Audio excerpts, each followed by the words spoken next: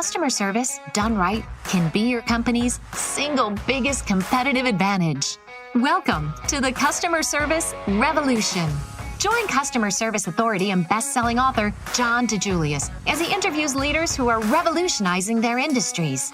This is more than a podcast, though. It's a movement.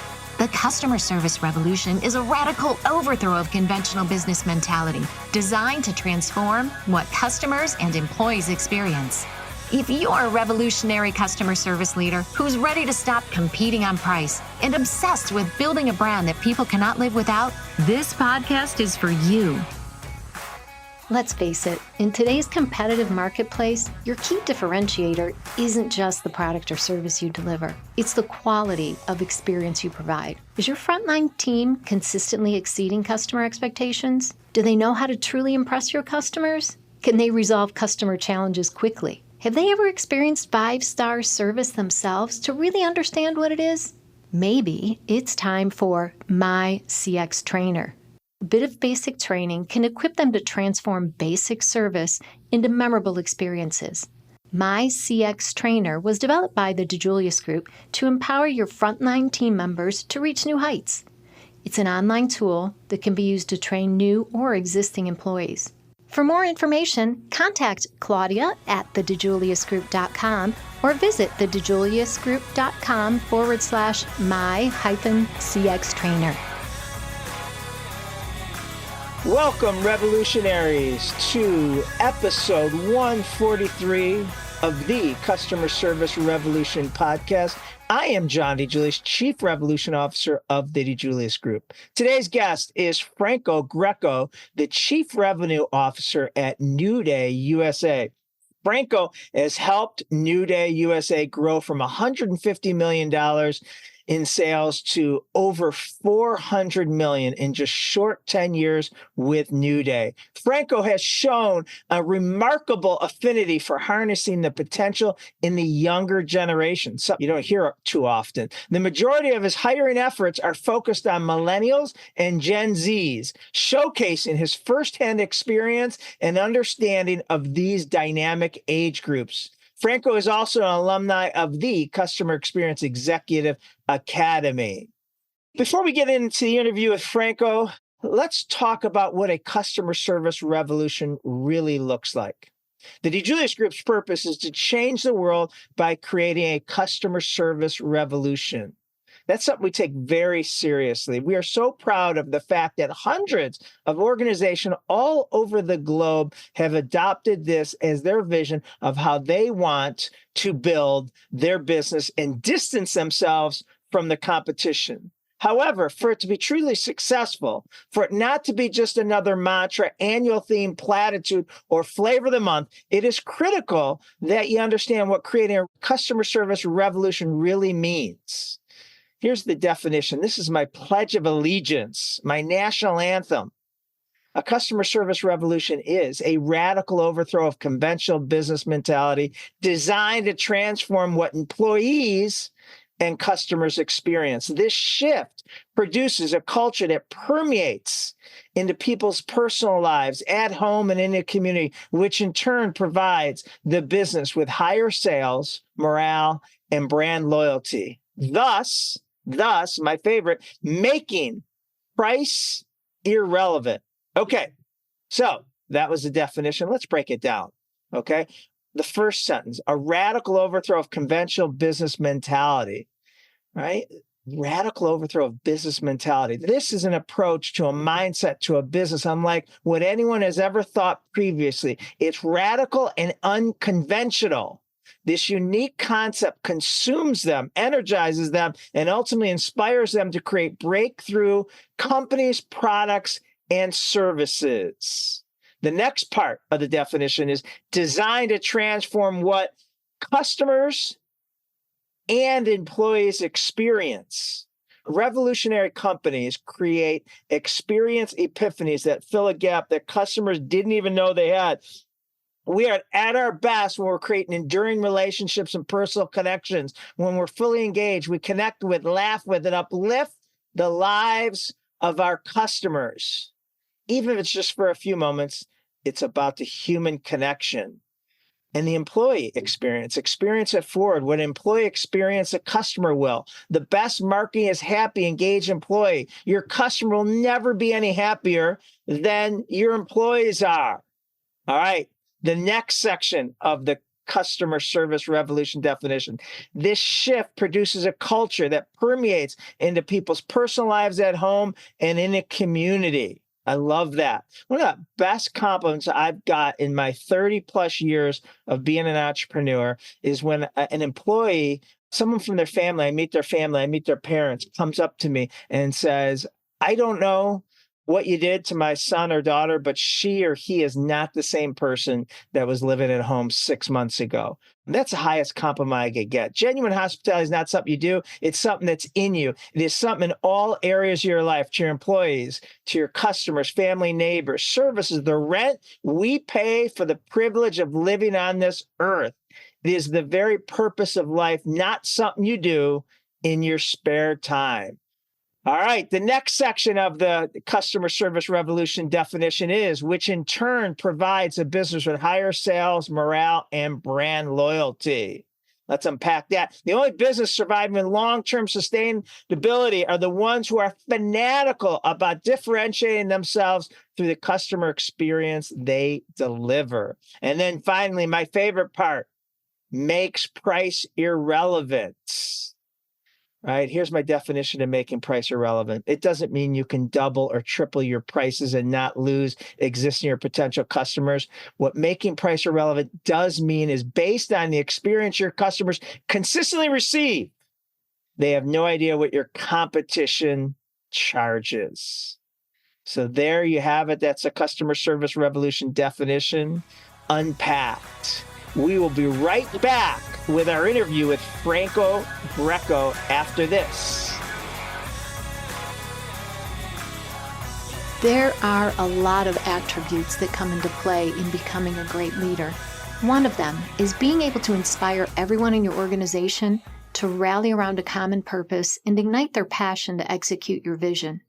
In order to do that, you need to be a good presenter. Being a great presenter involves a combination of skills, techniques, and personal attributes. Are you ready to up your presentation skills? Join John DeJulius and Dave Murray for a 2-day workshop and learn the keys to nail your next presentation. They'll cover the 5 elements of a great presentation, how to have more confidence in front of an audience, how to engage with your audience, storytelling, the effective use of visual aids, how to turn your presenting weakness into a strength, and much, much more. For more information, contact Claudia at thedejuliusgroup.com or visit thedejuliusgroup.com for upcoming training and events. Welcome back, revolutionaries, to episode 143. Today, my guest is Franco Greco, Chief Revenue Officer at the NewDay USA. Franco has helped NewDay grow from $150 million in sales to an impressive $400 million. Franco has shown a remarkable affinity for harnessing the potential of younger generations. The majority of his hiring efforts are focused on millennials and Gen Zs. The ones we hate. Showcasing his firsthand experience and understanding of these dynamic age groups. Franco is an alumni of the Customer Experience Executive Academy, class of 2016. And without a doubt, Franco's greatest lifetime accomplishment, even more than his beautiful wife and 2 kids, is he was awarded this past year the 2023 Customer Experience Executive of the Year. Welcome, Franco. John, thanks for having me. Really, that's a really great introduction. Thank you for all that. My pleasure. My pleasure. So, Franco, how long have you been with NewDay? I hit my 10-year mark 6 months ago. I started here, had 1 or 2 jobs right out of college, and then was lucky enough to find NewDay in my early 20s. And I actually started dating my now wife at the exact same time. So I had a month where I started a job that I made a career out of, and I met my wife, or my future wife at the time, and mother of my children. So coming up on 10 years now, John. Awesome. And then you know better than me. Was I before or after you? I probably came just after you. Yeah, I think we're close to 10 years, so I would think you know. I think it was 1 year after, right around 9. You Okay. guys started with us, I think 2014. I had started in 2013. So right around the same time, though. All right, good. I mean, it's been really cool to see your growth. And how old are you now? I am a young 33 years old. Yeah. So you were 23. You just rose in the ranks as a kid out of there. And, we got to explain NewDay's business model and who their employees are. And so, like, as you've heard me talk, I talk to my audiences and my clients. One of the biggest challenges with almost any business is the customer facing employee is not the customer. Right. And I always say, listen, the 21-year-old kid parking valet for the Ritz-Carlton has never stayed at a Ritz-Carlton. Right. And, that goes on in so many cases. My consultants have, most of them never worked in corporate America. Right. And dealing with, the Francos and Robs of the world. But I don't know if there's a bigger divide or disconnect on the surface than NewDay, their customer-facing employee, and the majority of their customer. You want to explain that to our audience? What NewDay does, and then what we're talking about here. Yeah, thanks for the introduction and the question. NewDay, just so everyone knows a little bit about who we are a mortgage company primarily focused on serving veterans and active duty service members. And, one of the biggest challenges that we had when we started working with you, John, was exactly what you're saying. So we help veterans refinance loans to pay off debt, accessing up to 100% of their home's value, or we help them buy homes with no money out of their pocket. Now, the average client that we deal with is between 62 to 72. Now, the average person and the average account executive that we hire usually is 1 year out of college to 5 years out of college. So the life experience that a 21 to 27-year-old person has versus a 62-year-old war veteran is way different. And I think that's one of the things that I really thank you for helping us with, is coming in and really teaching us how important it is to put the account executive in the shoe of the veterans that we're dealing with. Unfortunately, working here, I've seen a lot of the veteran statistics, and it's not pretty. Close to 70% of the people we deal with are divorced, have kids that they have to deal with from a previous marriage, and most of them don't have and have not been set up in the best financial situation. So what we always preach to our account executives is you're really the financial advisor to the veteran community, and you're the person that can help them essentially get their life back on track. So for us, when a new hire starts, one of our biggest training areas of opportunity, which you really identified for us and allowed us to really develop a training around this, was really getting inside who that veteran is, what life experiences they've went through, to try and teach that 21 to 27-year-old exactly what challenges they may face. Unfortunately, the first job that a lot of people have right out of college is NewDay. So they haven't had to deal with maybe a divorce, having to deal with, putting kids through school, haven't had to deal with deployments, haven't had to deal with PTSD. So it's very tough for them to connect. And that's why the training that you helped us kind of put together really, I think, set the stage for NewDay to take off. And I definitely think that the 21-year-old and the 62-year-old veteran that we deal with are not always on the same wavelength, but the more we can do to educate our team members about what challenges they have and what they go through, I think the better and better service we give. And NewDay does such an incredible job. I mean, not only is it a highly technical industry where you have so much training to get them to pass their license to be a mortgage lender. Am I saying it right? Yeah. NewDay, then brings and there's no company I've worked with that invests the amount of training and like I said, I don't think these 22-year-old kids even know who they're getting in front of. From even having you to be able to guide them on a daily basis is an unbelievable resource. And Rob Posner, the founder president of NewDay, but you got Admiral Lynch, you got Captain Charlie Plum, who's a world-renowned motivational speaker and incredible story, and served with John McCain as a prisoner of war. You guys get John Harbaugh, the coach of the Ravens. Oh, yeah. Myself, and the list just goes on and on. And I always wonder if we call them kids, I call anybody, I guess 30 and under a kid, but that they realize, what the exposure they're getting to. I mean, it's incredible. Yeah, it's interesting when we talk about this all the time. And what happened in the mortgage industry in the early 2000s, it was the cool. Everyone wanted to be a mortgage banker, and then obviously the financial crisis hit. And what happened with just about every single mortgage company that stayed in business or bank, the first thing they cut was training. So the average age of a mortgage banker, going back to 2008, even to now, is 65. And we hire people right out of college. We definitely have a lot more expense in training, but one of the things that really allowed us to really, I think, propel ourselves into the next generation of and growing as a company is that we have everyone that works here is ambitious, is hungry, is competitive. And we realized where the challenge was. The challenge is training. We're not hiring people with 20 years in the mortgage space, with 15 years of experience.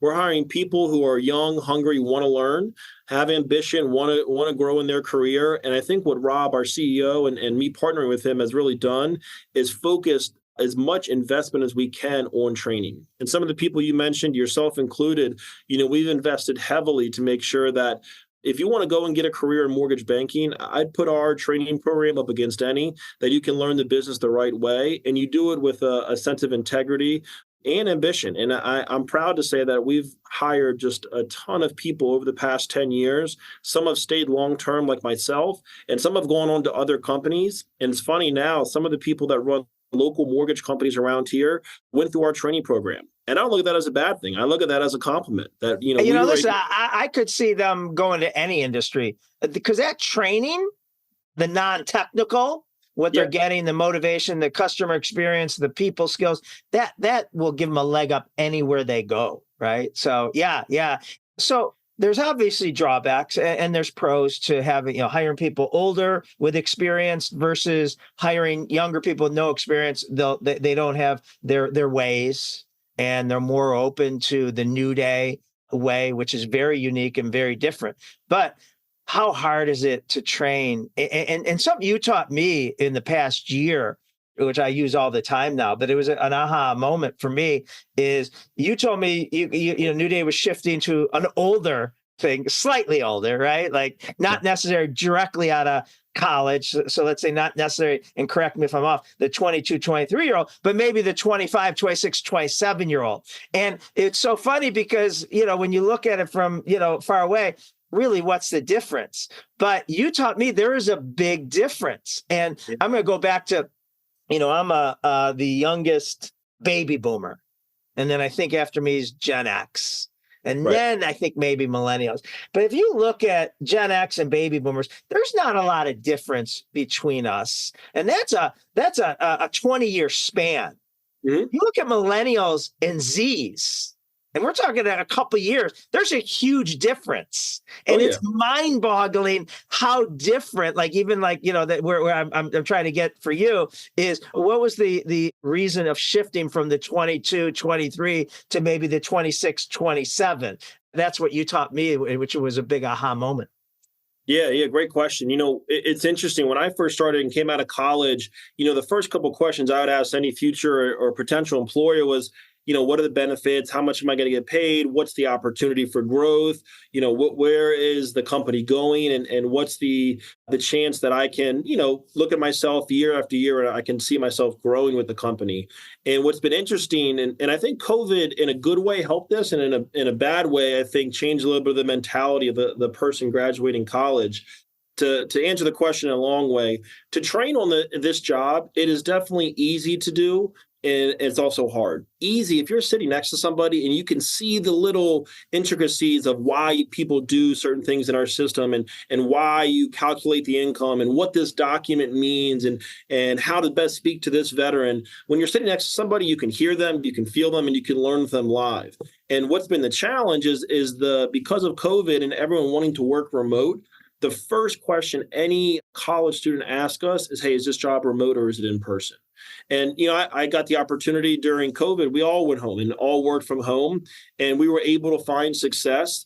So I don't think it's something that you can't do from home, but to learn the basics of the industry and to be able to grow in your career, there's a level of sitting next to somebody and really learning from some of the best people to ever do it that you really can't put a price on. So, one of the challenges that we went through, which is kind of what you're alluding to, is we went back to hiring more of our younger, I would say the Gen Zs, to get them to show up to the office. I mean, it was not only was it pulling teeth, they didn't want to, and they just they didn't have the same motivation that somebody who was 27 to 32. And I'm in that age bracket. I'm a millennial. I want to progress in my career. I have ambitions to do more. I want to grow each year in my career. I understand technology. I understand what it takes to be efficient with my time. I also want to get home to my kids. I want to spend time with them. But I see the value of sitting next to somebody and learning from them live.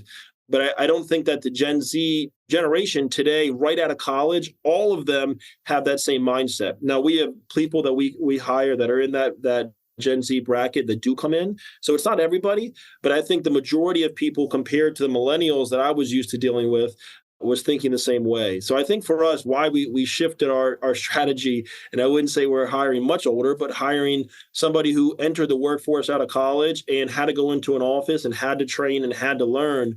Nowadays, a lot of the immediate gratification of Gen Zs, I think, leads to them only wanting to work remote and maybe not having the same ambition that myself or even you had, where you wanted to grow each year in your career.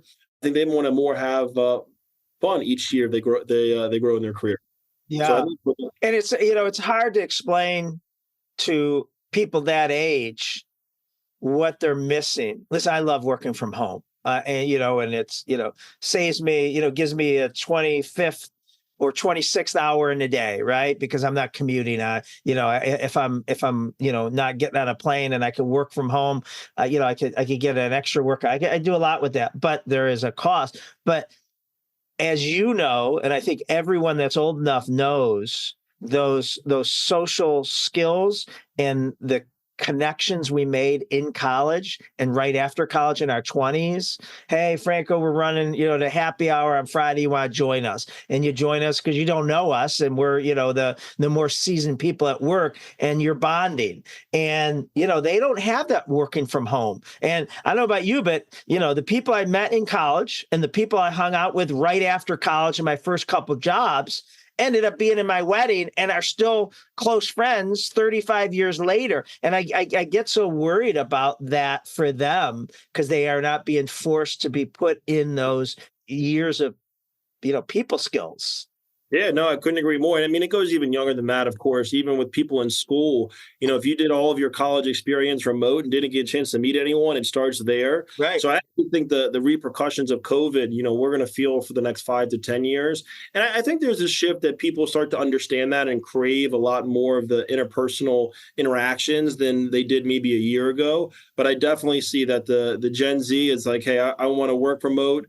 I want to shut my laptop and I don't want to check in after 5 o'clock. And hey, I just want to work to make a little bit of a paycheck. I'm not worried about my next step in my career or how I can advance. So I think that's definitely been a challenge with COVID and something we've learned as a company, and where we've seen definitely some change in strategy in our recruitment. Well, that's where I want to, really talk to you and pick your brain. So NewDay USA mortgage company serving veterans and their family is a hard charging. When Franco was hired 10 years ago, you were expected and always work a lot of hours. And I remember you were the poster boy for Rob to showcase and walk, Franco around saying, this is what you could be like. He's driving a Porsche at 25. I remember my son Cal, interned while he was in college. He used to come home and say, Dad, Franco drives this and Franco's doing this and Rob tells about this. And I mean, listen, it's a tribute to your success. But how has NewDay, had to tweak, knowing that there's not as many Francos out there that are, and I don't want to say only money driven, but money isn't the only thing. So how do you adjust your business model to, how have you or how are you? Yeah, great question.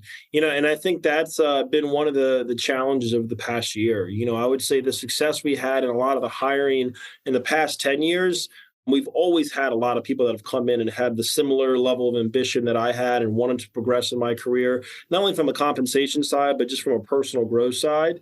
And I think now where we've really tried to adjust is not only go after a different person, but go after somebody who's maybe cut their teeth at a couple of other companies prior than somebody right out of college. Because, NewDay, we're really blessed, and I mean this, and I've worked in 2 other financial sales roles prior to this.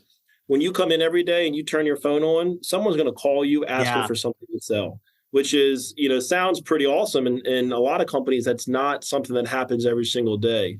So we always tell people. And we've talked about that, Franco, that I also think that could be a negative, right? Because I could suck or not be as good as I have to be, but you're bringing the busy bus to my front door. And so hey, listen, I'm trying to sell you. And if I can't, that's okay. I got 5 people waiting on hold that I could blow you off. Now, if you're the only person I knew I was going to maybe speak to as a candidate to sell for the next hour, I'm going to work you a lot harder and do the things I'm supposed to do and ask the question and build the relationship. But yeah, go on. Sorry. Well, yeah. No, it's spot on. It's exactly what I was going to say. We always tell people it's the best thing and the worst thing is your first job at NewDay. You think that every other company is going to pay and be the number one advertiser on a TV station just so that you can get leads. That doesn't happen everywhere. So, we've been absolutely blessed that we got the opportunity for people to call us. And it's actually interesting. You brought the question about how our recruiting strategy has changed. In the past 12 months, we've actually rehired close to 20 account executives. In the prior 10 years, we probably did that one time. Yeah. And part of it is because, one of the things that NewDay is great at, and I always say that we're not perfect, but we definitely try our best to always constantly improve, is that when you sit down, that phone rings. And that's something in a market where you're trying to find business, you're trying to find loans to do, you're trying to help as many people, and there's just nothing out there because of what the industry and what the market's given you. There's a confidence that people have that have worked at NewDay and that still work here that, hey, when you sit down, that phone's going to ring. And that's something that kind of goes without saying that the people we brought back, they know what they're signing up for. Hey, we're going to They also got a taste of what life was somewhere else. They're not getting the Charlie Plums and the Admiral Lynches and the John Harbaughs besides the phone ringing and it's not being served to them on a plate. And yeah, I mean, and I like in my salon industry, I always say, you walk into our salon in December and you can't tell who the best hairdresser is because we're all slammed, right? I mean, people are coming out of the woodwork to get their hair done. And Franco, I could put you, in a chair and you'd be busy in December, right? But now you come in January and you can tell who the good hairdressers are because the salon's, 50% empty. And, and I always say how good you are, how busy you are today is based on how good you were 6 weeks ago. Right. And when the busy bus was there, were you taking care of them? Were you rebooking them for their next appointment? Models are different, but you have it more in not maybe month to month, but, economy, right? When the interest rate goes up, it's your January. Yeah. When the rates went down, I mean, there was a ton of companies that had great opportunities if you wanted to work in the mortgage space. And I admit that. It wasn't just NewDay that you could work at and make a ton of money. I mean, the people a couple years out of college were making a couple $100,000 and they thought that was just common. That was normal. Right. In that environment. And as rates went up, as the market changed, that's actually when we hired everyone back. And part of it is because they knew what to expect. They knew that, hey, there's an opportunity for you to make a great living for your family, serve a ton of veterans. And it's partly because, the good companies always have a model that works. And I think that's what makes us different than a lot of these other small broker shops. And I actually have nothing wrong against people who do that. I think it's an admirable thing to try that, but it's definitely something it's a different beast. And once people go out and try it, they realize the grass isn't always greener. And that's why we've welcomed so many people back to NewDay. Yeah. Listen, I might be one of the few people that doesn't mind a recession. None of my businesses do better in a recession, but the fact is my competitors do so much worse. And like we're talking about, even a turkey can fly in a tornado.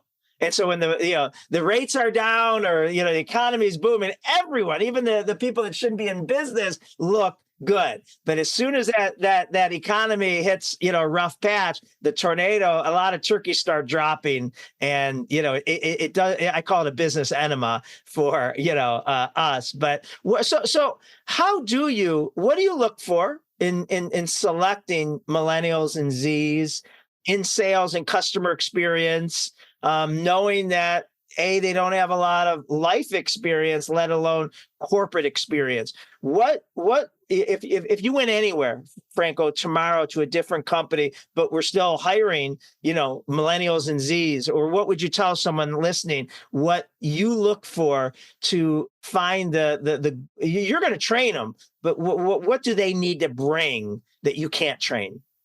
Yeah, great question. And it depends on the role people are going to. But for us, the one thing is certain that I'm sitting here is that anybody who comes into the account executive role, or really any sales role, you're going to get punched in your face at some point. And the reason I say that and why that's a key part of our hiring is that if you have a plan B, if you have a parent who owns a big company and, hey, man, you had a tough month, I'm going to just go work for dad. Or, hey, listen, my uncle can get me a job there. I don't really need to worry about pushing through the time where it's tough. Or, man, I've had a dad who can just, pay my bills if I can't make anything. So a lot of what we look for is the motivation in people. And it always drives back to their parents or their upbringing.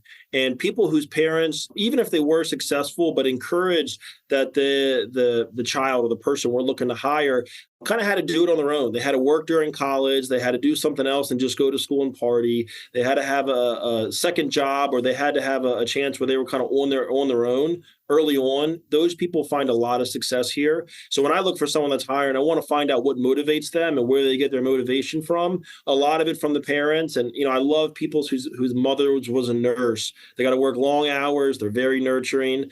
I love a mother who's a salesperson, just because usually most sales ladies or sales women are very, very tough, and they're very, very tough on their children, and they make them pretty successful people. So as we look to underwrite candidates to hire, a lot of what we look for, especially in the millennial and Gen Z, is what did your parents do? And then where do you get your motivation from? Do you have any good interview questions or techniques you do to, kind of not allow a candidate to game it, right? Like, so if my son's going to interview, tomorrow, I'm going to tell him, listen, they're going to ask you what your drawbacks are. And you tell them you're a workaholic and a perfectionist, right? Give them these answers. Is there any way, like I like to call it, and you're probably way too young to remember Columbo, the detective. It is a great series. And he was just this, homicide detective. He was a bumbling idiot. And, he'd be like, do you have a pen? Like, and he'd ask you these off the wall questions. You're like, this guy is so clueless. He doesn't even realize I'm the killer.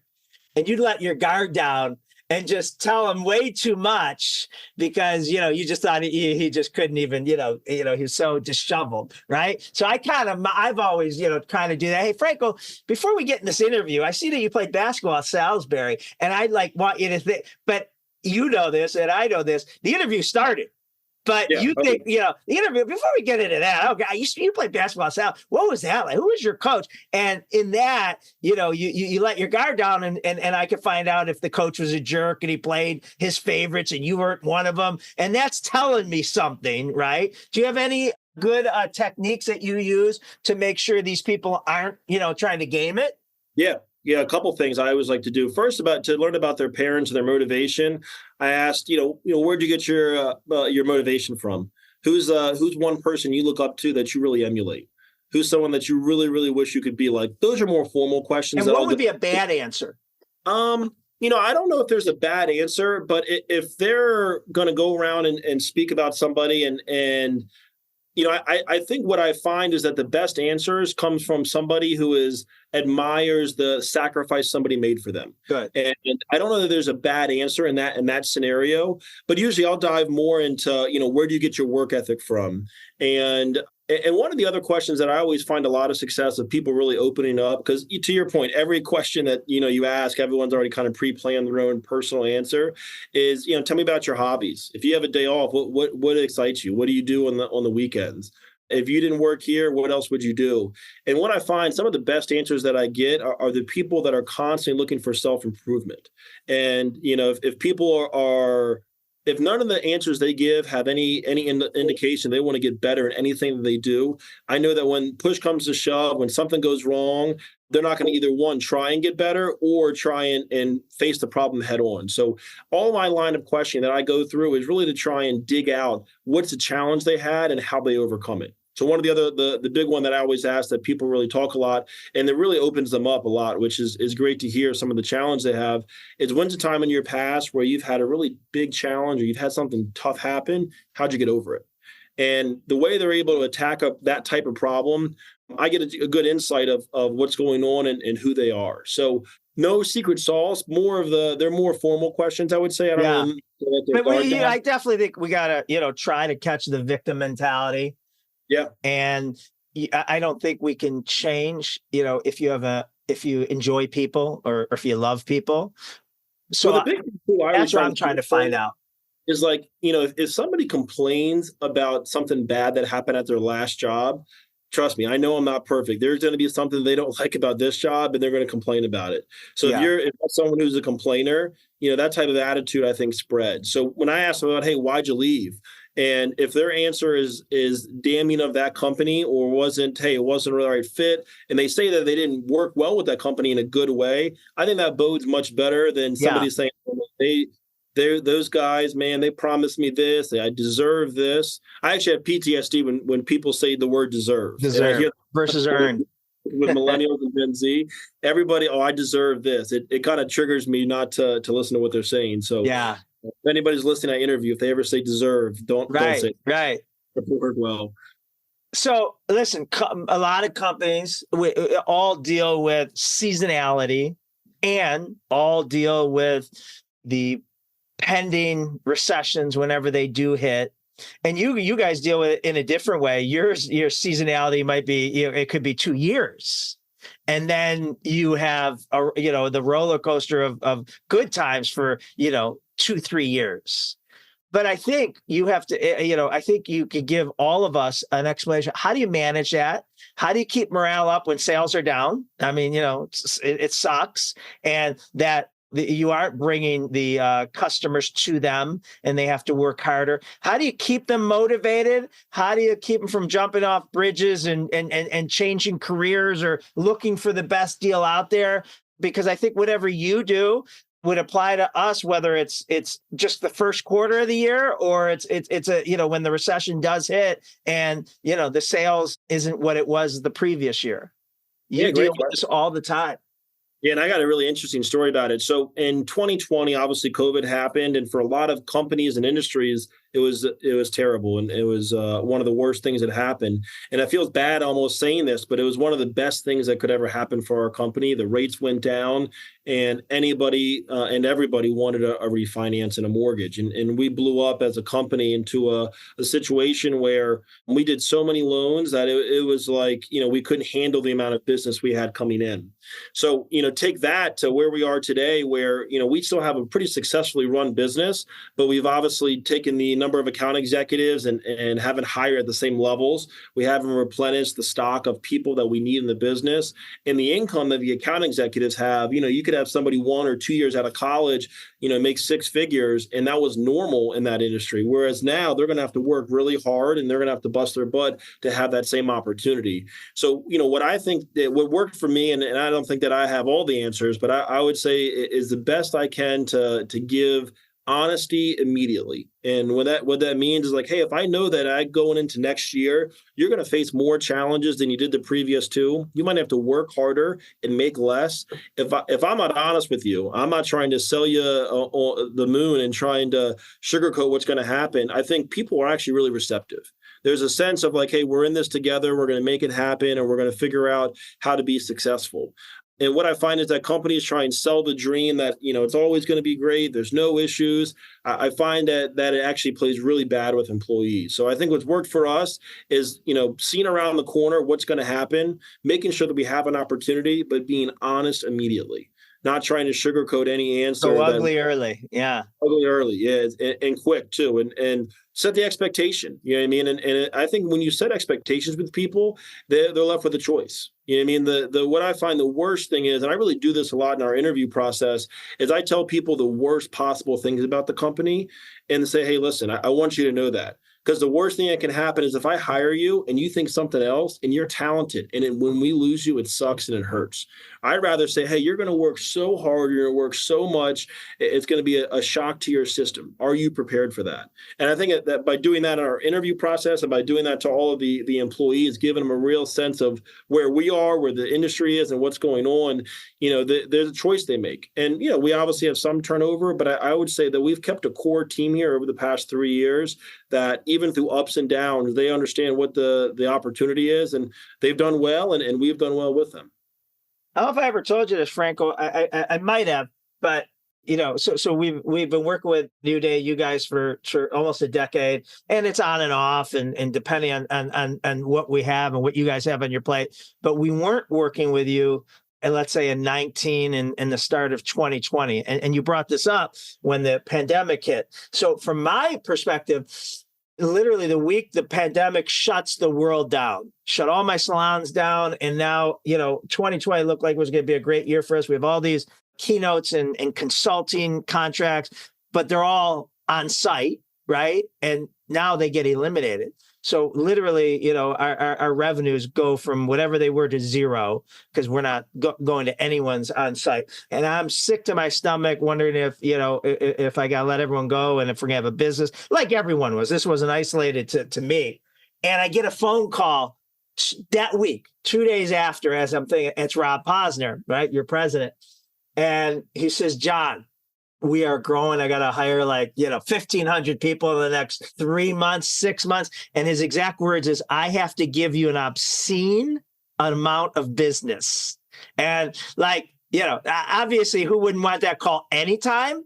But to get that call then was like a lifesaver. That was like, oh my God, maybe there is hope. So it's a funny story. I mean, it kind of, you gave us, I think when you came in then it was, we went from a completely in-office company with no one remote to having everybody under the age of 25 now working remote, trying to monitor them and trying to teach them our core values, trying to teach them our company culture.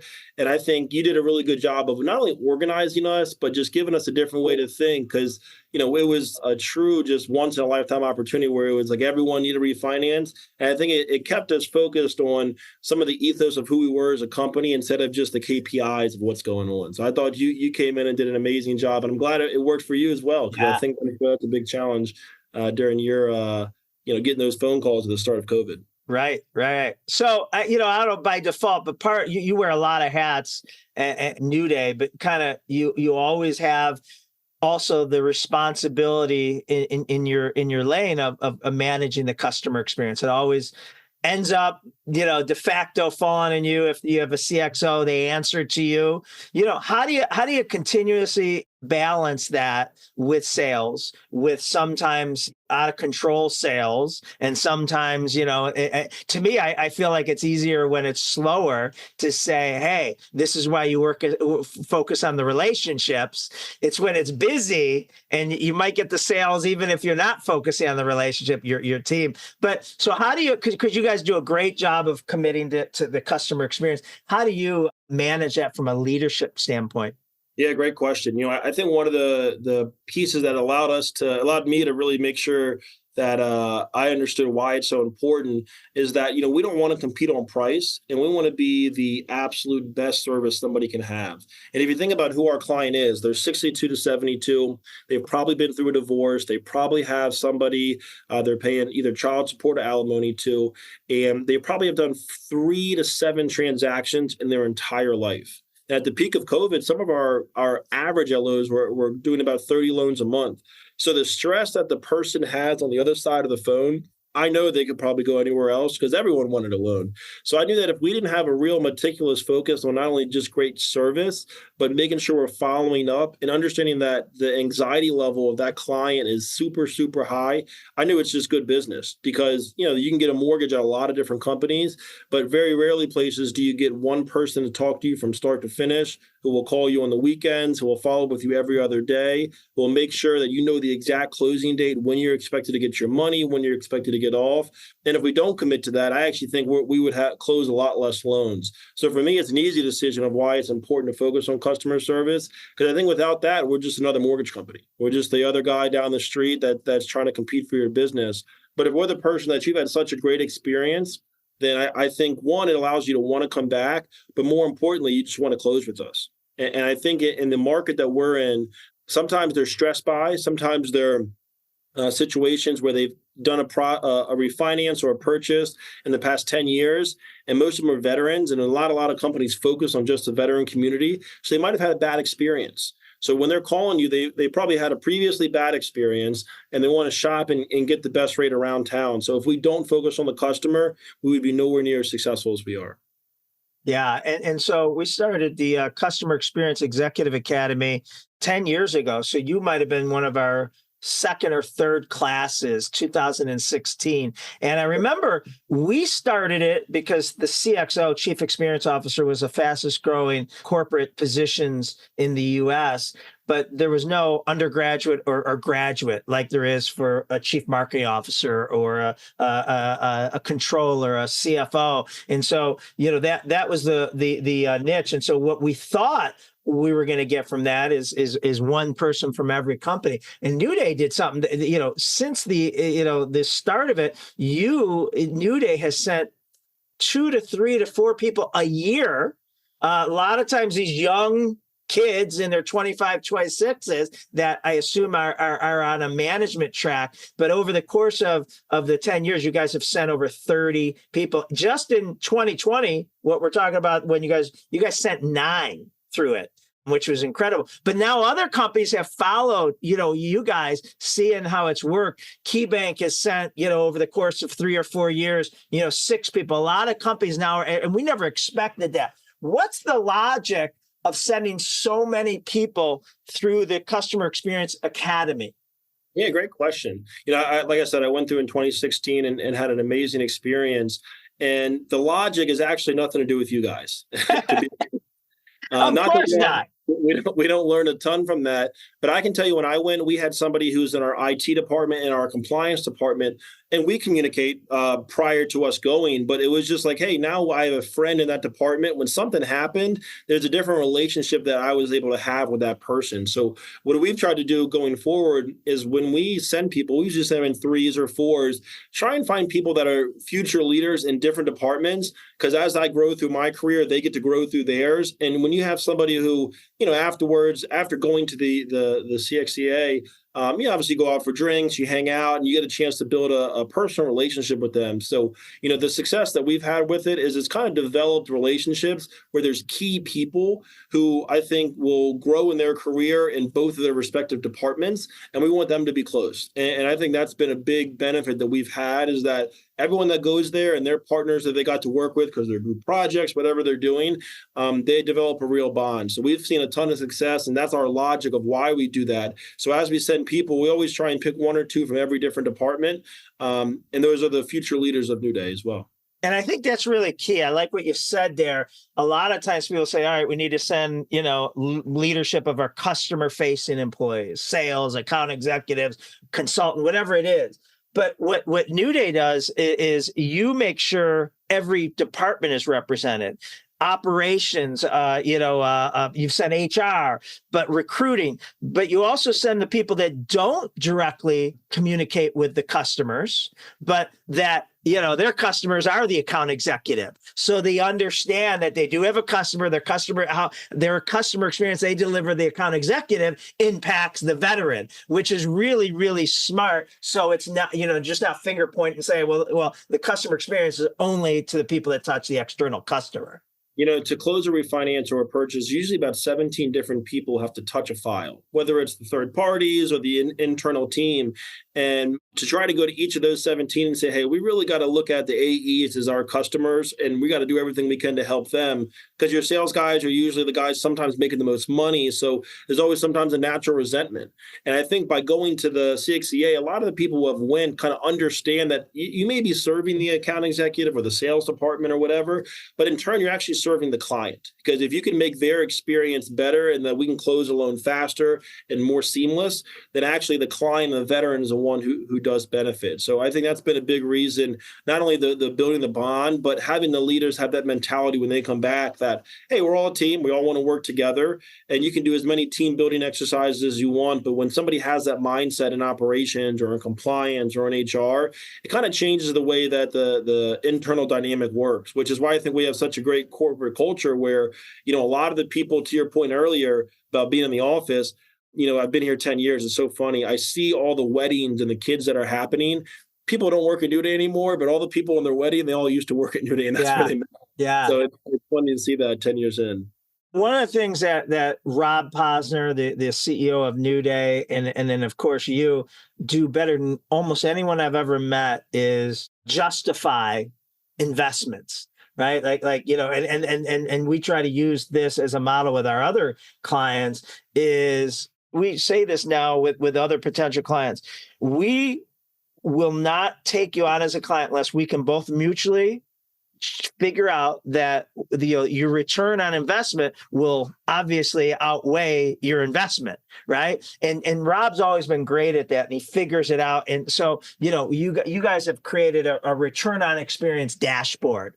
And there's so many things that every company deals with, but you guys really pinpoint and hold yourselves, the VPs, and then ultimately the account executives accountable to know what they have to do in order to be successful. And so one of the things you guys have is a veteran opt-out. And a veteran opt-out for the audience is after the veteran's approved, which is typically the hardest part, is to make sure they can get approved for the loan, is they may opt out on their own.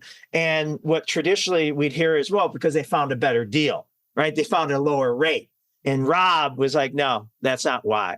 And so we had to investigate. You had to investigate. We knew the Julius Group had to help you investigate why NewDay was losing veterans at the 1 yard line, right? We're fumbling the ball at the 1 yard line. So you want to talk a little bit about what was transpired, what the reasoning, why veteran opt-outs was happening, and what you guys did to reduce that from happening in the future? Yeah, well, I want to thank you. I think you did a great job of I think we kind of knew about people opting out and the veteran opt-out, but we just said, hey, it's part of the business. But I think what you did a great job of is coming in and really shining a light on what the most important KPI that we needed to look at for that. So I really commend you for that. And part of the reasons people would leave and sometimes go to other companies is that 62 to 72-year-old veteran who's done 3 to 5 transactions, and they're usually not in the best financial state, a lot of them. And when you say 3 to 5 transactions, are you talking about in their life? Yeah, life. Yeah, so it's not like they do this every week. No, 3 to 5 transactions in their life. 15, 20 years. Yeah, 15 to 20 years. Yeah. Okay, I want to make sure. Yeah, so they're anxious. They're nervous about the transaction. And, honestly, what we found is sometimes just calling them every other day, that alone will let you keep your pipeline a lot more with you. So we actually grade. So the VU is the ultimate KPI that we judge, veteran opt-out, which means they've left our pipeline after we've approved them. But we actually have a lot of other KPIs that kind of lead into that, and that's kind of the lagging one. And essentially, if you don't call your veteran every other day, it shows up on a report. And we're going to look at that report with our VPs to make sure each and everyone on their team is reaching out to their clients. And not that there's sometimes things to say, but that person and that veteran, just who that person is, which I think you did a great job of teaching us to think this way, is that they're probably not that tech savvy. We know they're not that tech savvy just because most of them call in from direct mailers we send in, not from, digital ads. Right. We get someone's not tech savvy, is doing everything over the phone, which is pretty nerve-wracking for them. And a landline phone at that. Yeah, a lot of landline phones, not that many phones. We've just recently really started texting. Up in 3 years ago, we didn't need to. We would fax. But you had to teach them how to increase their font on their phone. Exactly. So, I think for us, like the most important thing that we wanted to focus on with them was that they are anxious. We need to make sure we're calling them every other day. And for us, the investment with you guys is really just drives down to getting that VU percentage of people leaving us to go down. And it comes down to really 3 factors. Calling them every other day is what we ask for them. Making sure they know exactly what the settlement date is, because everyone wants to know when am I going to get the closing date, right? That's the closing date. Yeah. Closing date. And then what's the next step? People want to know, hey, what do I expect next? When am I getting my money? And are you still there? Some of them, they never meet face to face. They don't know what you look like. For a lot of them, they call in because they have the trust of our brand with Admiral Lynch, and they call in because of his trust. So it's our job as the account executives to, work on his behalf. So if we're not calling them back, it reflects bad on him. And every customer complaint we get goes to him. And please believe that every account executive doesn't want to have a file sit on their desk. So calling people back, it sounds... And they don't want to show up on that report that they didn't do, the return on experience dashboard report, that they didn't make their calls to their veterans this week every 48 hours. It's something, this all goes full circle. You're talking about 23 to 26-year-olds working, right? And this applies to everyone's business, but how it applies to NewDay. At 23, 24, you probably haven't bought a home. You probably haven't.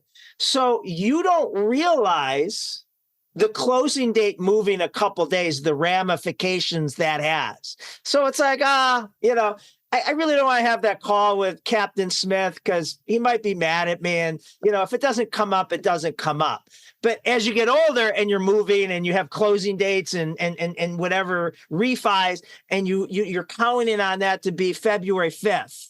And then you're lining up movers and utility companies and cable companies and all the craziness. And then you have maybe someone coming in to move into your home on February 5th. And then, you're calling your account executive and say, February 5th still good. Oh, no, I'm sorry. That changed to February 8th.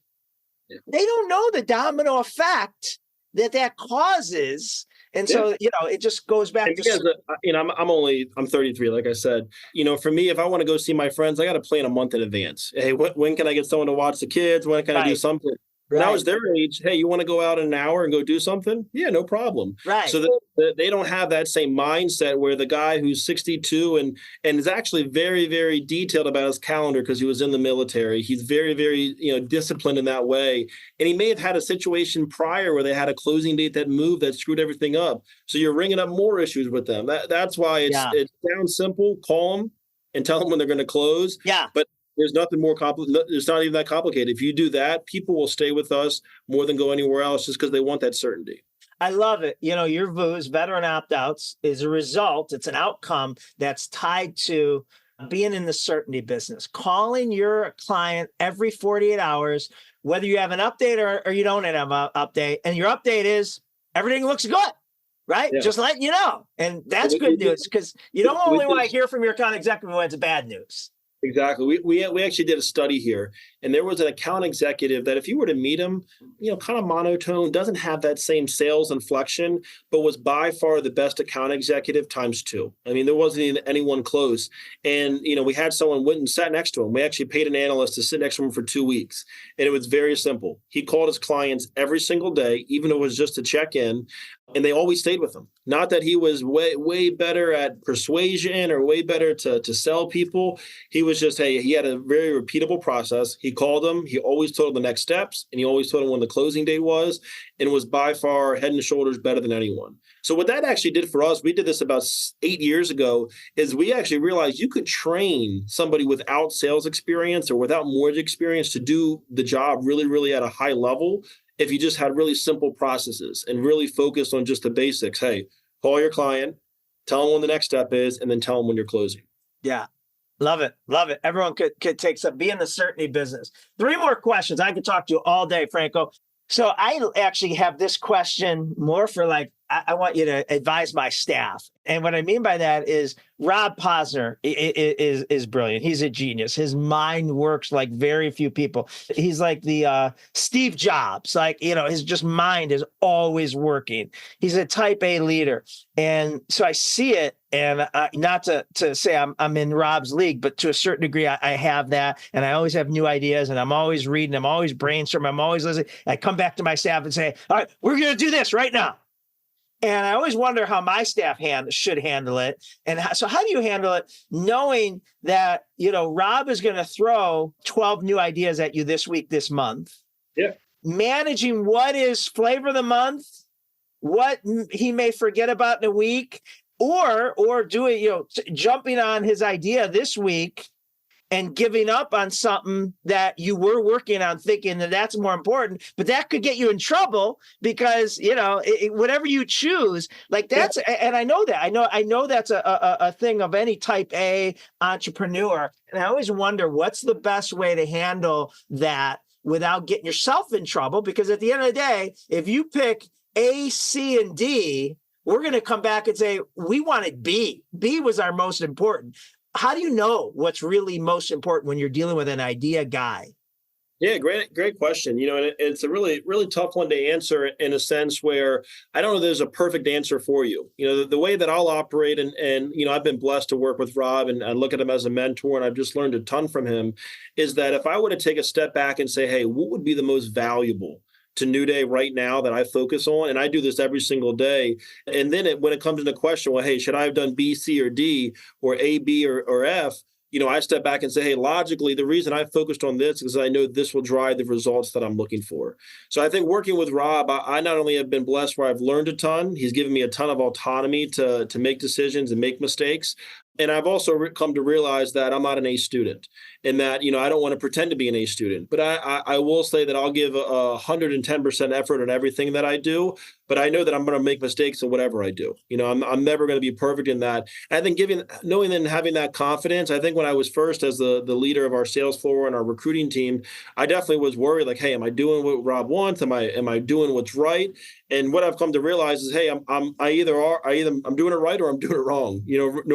Regardless, as long as I'm logically making a smart decision and I'm busting my butt, I don't think there's anything that anyone can challenge or question whether I'm working in the right fashion. And so I would say working with Rob has definitely been a pleasure, but he has a ton of ideas and a lot of. You have to communicate with him and say, Rob, this idea you have today is great. Is that more important than yesterday's great idea? Do you ever have to do that, or you take it upon yourself to triage it? Yeah, great question. I think that Rob and his expertise in the mortgage business, he's been around so long. One of his really good, I would say, superpowers is the ability to see around corners. Yeah. And I'll tell you a funny story. In January of 2020, we went out and spent $1 million on all work from home equipment for our entire employee base. And if you were to think like, what is he doing? That's crazy. Well, in his mind, he's like, hey, it's an insurance policy. If anything happens, I'm ready. And, lo and behold, 2 months later, if we were to try and get that same $1 million worth of work from home equipment, it costs the fortune, and we might not have gotten it. Right. So one of the things that Rob does a really good job is give kind of what's the vision and where we are going. He may not be as tactical every single day on different flavors that we focus on and currently, but he's done the job that I'm doing now. So, he kind of knows where the pressure points are. So now I think more of the advice and things that he's giving and focusing us on is more about, hey, where he sees the industry going and where he sees us focusing. Similar to the call he made to you at the start of COVID. Yeah. He knew that this was going to be a windfall. Rates were going to continuously fall, and we're going to need to hire so many people because the amount of available veterans to take a refinance will be at a historic level. He called you, I believe, not in April. People didn't really have a good expectation of what was going to happen. And I think that's something that he does a really good job of seeing around the corner. Yeah. So, I think now one of the things that I'm definitely appreciative is getting his insight. And he'll be the first to tell you, hey, he's wrong about certain things. But I think that he does a good job of always stepping back, which I've learned, and saying, hey, what's going to provide the most value right now? And where should I focus my attention? Awesome. All right, 2 more questions. And these are actually kind of my favorite of you and knowing you. And whenever we work together or go out after dinner with the leadership team, I always love to huddle up. It's what keeps you motivated. What are you consuming? What keeps you in the right frame of mind? I know you are a junkie on motivation and continuous leadership and all that. And so I always like huddling up with you because you always give me good ideas of someone I'm not listening to or haven't spoken. But what do you do on a daily basis or weekly basis? And then my next question, and you're going to incorporate is life balance. Your family is so important to you. You work your tail off, but I know you always make sure that they are number one, or they feel number one. Your son and daughter, your wife, and your fitness. You are a freak about your fitness, and all this is hard. With the craziness of how many hours you have to work and the pressure and having 400 employees beneath you. So you take all that however you want. But that's kind of my favorite thing about Franco Greco is how you stay motivated and you're methodical about it. Well, I appreciate it. I take that as a compliment. Thank you, John. I would say what I'm consuming now, I pride myself on, it's so funny in school. I just recently got my transcripts and I would have a GPA that was too low for us to hire now. Mm-hmm. I never read, I never learned anything. And I don't know who told me this, but it's just always stuck with me that if you compare yourself and you're not getting better every single day, and you compare yourself to the world and everyone else gets better, you're actually getting worse. So I have this weird obsession that, hey, every day I want to read something, every day I want to work out, and I want to stay as fit as I possibly can. I get a lot of motivation from my family. I was blessed to have a wonderful wife and two amazing kids. And I grew up in a household, talking about the parents as we, look to underwrite hires. My mom worked at a company for 42 years. She started at McDonald's at 16 Wow. and stayed there until she was in her 60s and just retired recently. And my father was an entrepreneur and worked as a caterer for almost 35 years. So they always instilled hard work into me, and they always instilled, they're going to work with their hands so I can work with my mind. And I took that seriously. I know that I kind of live and work hard just to really try and show that I took the sacrifices they made as something that was serious and important. And, a couple of things that are motivating me now that I really try and hold in every single day is, I graduated college in 2012. And since then, it's been in a zero interest rate environment. So, it's no lie that the mortgage industry has been challenging the past year to 2 years. So I always came into myself saying, hey, the first real challenge in my industry, how am I going to react? And I'm like, hey, I got to be better. I got to go harder. I got to get smarter. I got to be more creative. Because, and if I really take a step back and think about it, when the rates have been low, a lot of people could be really good in mortgage. You didn't have to be that talented. So I think now when things are even tougher, the more the talent will show. So that's been motivating for me now. And then more recently, this year, I've learned a lot about my grandfather. My grandfather was a prisoner of war, and he went into the Italian Navy at 21 for World War II, got captured, and was a prisoner of war for 8 years. Ended up his boat got sunk by somebody, and he actually was in the water for 3 days and 2 nights, and he actually saved like 10 people. He won a Medal of Honor. And then, got a prisoner of war in England, then Australia, and then Africa, and eventually got out only because he broke his own hand and they sent the injured people home. And then from there was able to, have a marriage and then raise 7 kids and then move everyone to America as a cobbler. And so I think like, hey, I have still alive? No, he's not. He died the year I was born. But I heard this story about 2 months ago, and it's just been super motivating for myself. He went through, swimming in a little dinghy boat for 3 days, prisoner of war for 7 years, all to give my family the opportunity to come to America. So, hey, any stresses that I have, nothing compared to the challenges that he went through.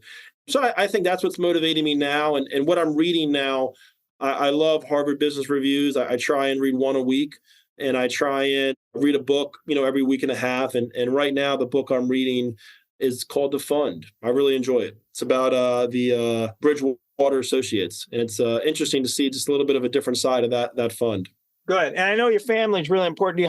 How do you make sure that they're getting the time that you want and they want and need? Yeah. I mean, you mentioned earlier in the podcast that we spend a lot of time working with Coach John Harbaugh. And, I have all these weird quotes stuck in my head that I just kind of constantly think of. But he sat down with us and told us that, hey, I give 100% to the Ravens, I give 100% to my family, and I give 100% to my faith. And, I feel I do the exact same thing. I care about, the success that I have in my career, the success of NewDay, and of my family. So, people always say, how do you work all these hours and still spend time with the family? I don't look at it that way. I think I spend a lot of time with my family and a lot of time at work. So I enjoy it when I'm there. I try and be as present in everything that I do, and just been blessed to have a great opportunity. So nothing special, but just when I'm there, I'm focused, and when I'm here, I'm focused. Would you tell anything to your younger self? You're not old enough, I think, to have this question, but what would you tell your 22-year-old self? Anything different? I was blessed, man. I really feel like I got a lot of the important mindset pieces that I feel like I pull on today early in my 20s. So I don't know if there's a different mentality I would give to people. I'll probably have kids sooner. You know what I mean? I think I enjoyed going out and partying, having fun, but there's nothing like playing with your boy or playing with your girl and the fun you get to have with that. So I would probably go back and have kids earlier in life. I mean, I had them when I was 29 and when I was 32. So not that too long ago, but I've really enjoyed being a parent, and hopefully I'm a good dad, and I like to think I am. And I would say that's some of the fun that as a non-parent, you can't explain what it's like spending time with your kids. So if I could change anything, it's have kids younger. But no, I don't think there's any regret that I have in a lot of the things that I've done. Well, Franco Greco, the Chief Revenue Officer of NewDay USA and the 2023 Customer Experience Executive of the Year. It's really been nice to have a front row seat of watching you, the impact that you've made. You've obviously on yourself directly and through a ton of your employees impacted a lot of veterans and their families' lives, but you've also helped a lot of employees make a career and a living that I don't think they otherwise would have had if they didn't fall to your stewardship. So thank you so much for taking the time away from your crazy busy schedule and the impact you're having on so many at NewDay and beyond. Well, I appreciate the kind words and appreciate the talk today. Definitely thank you for your mentorship. And I really enjoyed every time I've spent with you. And to your point, all the times we get a chance to sneak away, I feel like I've definitely learned a lot about you as a person. And, I really look up to you and your mentality and how you approach things. So want to thank you and thank you for this time today. Really had a great time. Thanks, Franco. Revolutionaries, we'll be right back after this. Hey there, revolutionaries. Are you listening? Are you out there? We really want your feedback. We want to know if you're enjoying the Customer Service Revolution podcast. Do you like the content we've been producing? Do you like the guests that are on? If you enjoy an episode, please give us a thumbs up, write a review, send your feedback in. We'd love to hear from you. And don't forget to subscribe on your favorite podcast platform so that you don't miss an episode. Thanks for being part of the Customer Service Revolution. Okay, let's wrap up this episode with my mantra of living an extraordinary life so countless others do. People need role models at every stage of their lives, not just when they're kids. Don't expect a role model to come along all by him or herself. There are plenty of classy, successful people out there who want to help, that were helped themselves when they were struggling and on the beginning of their journey. Instead of waiting for someone to take you under their wing, go out there and find a good wing to climb under. I can tell you when I started, 35 years ago in both of my businesses, the salon and spa, and then speaking and consulting, I had no idea what I was doing. But I for some reason, I was very aggressive and knocked on doors, called people up, walked up to people at conferences who I probably had no right contacting or reaching out to, and just said, "Hi, I'm John. I'm just starting off. I have a lot of respect for what you're doing." And I will tell you, 99 out of 100 times, I could rarely remember someone blowing me off. They took my call. They were kind. They had coffee with me. Sometimes I flew to their city, and they couldn't have been more generous with what it took for them, and not only what they did right, but just as importantly, what they did wrong. And I've never forgotten that. And to some of these people, 30 years later, we're close friends. If I come to their city or they come to my city, we stay at each other's houses. And these were like rock stars, people I couldn't imagine ever being like 30 some years ago. But with their help, their friendship, their mentorship, they helped me get to where they were faster than it took them. So I think learning someone's worst practices, the landmines they stepped on, is as valuable as learning their best practice. So regardless of what side of the fence you are on, networking, asking for help, or giving help is huge. It's such a way. And that's why I've always tried to share with anyone that reaches out to me to kind of pay it forward and to pay it back for what so many people did for me that I could not believe their generosity. All right. Thank you, Revolutionaries, for joining this episode of the Customer Service Revolution. We will see you on next week's episode.